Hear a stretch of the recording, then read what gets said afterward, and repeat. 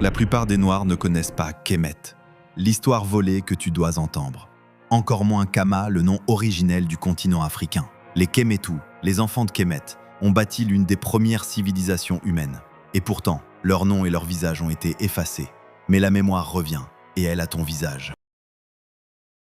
Avant l'Égypte, c'était Kemet, la terre noire. Noire de sa population, noire de son sol fertile.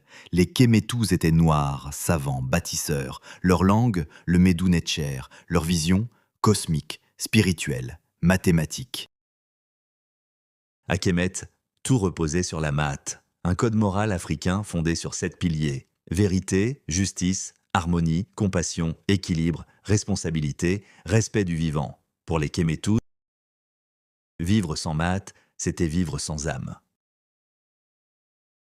Les pharaons n'étaient pas seulement des rois, ils étaient aussi des initiés, formés aux lois sacrées de l'univers, des rois prêtres comme Toutmosis, Akhenaton ou Ramsès. Et les femmes, leur pouvoir était respecté, honoré. Hatshepsut, Néfertari, la reine Tillé, à Kemet, on savait une chose essentielle. L'équilibre entre l'homme et la femme est sacré. C'est lui qui maintient l'ordre du monde.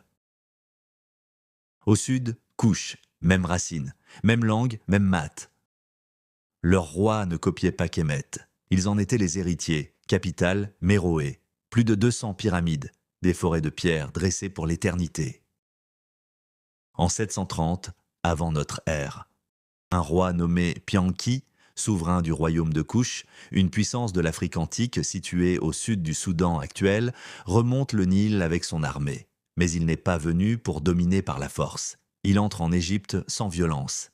Il restaure les temples, purifie les lieux sacrés et impose la Maat, l'ordre divin, l'équilibre, la justice cosmique.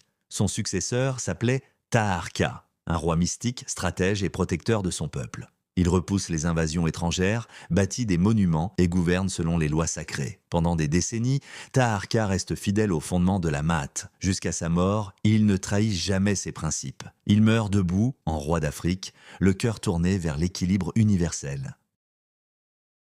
Des siècles après Pianki et Taharqa, à Méroé, ce ne sont plus des rois qui gouvernent, mais des reines. On les appelle les Candaces, un titre royal transmis de mère en fille. Parmi elles, Amani-Renas, Amani-Shaketo, Naouidemak, ces femmes ne sont pas des symboles. Elles dirigent de l'armée, contrôlent la diplomatie et incarnent le pouvoir spirituel. Elles chevauchent, elles commandent, elles décident. Amani-Renas, même après avoir perdu un œil au combat, refuse de plier. Elle attaque les postes romains en Égypte. Elle fait détruire les statues de César Auguste, l'empereur de Rome. Et le plus incroyable, elle impose un traité de paix à Rome. Pas en tant que vassale, mais en tant qu'égale. Voilà les reines de Couche, des souveraines de chair et de sang, effacées des manuels, mais indélébiles dans l'histoire de l'Afrique.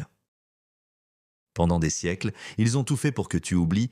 Ils ont cassé les nez des statues, repeint les fresques, effacé les couleurs. Hollywood a blanchi les pharaons, les manuels ont effacé leurs noms. Mais malgré tout, la vérité revient. Et elle parle Médou Netcher, la langue sacrée de Kemet.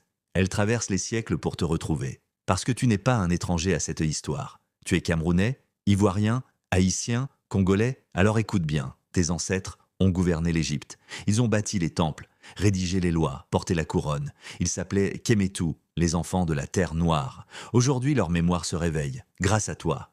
Merci pour les 9 millions de vues.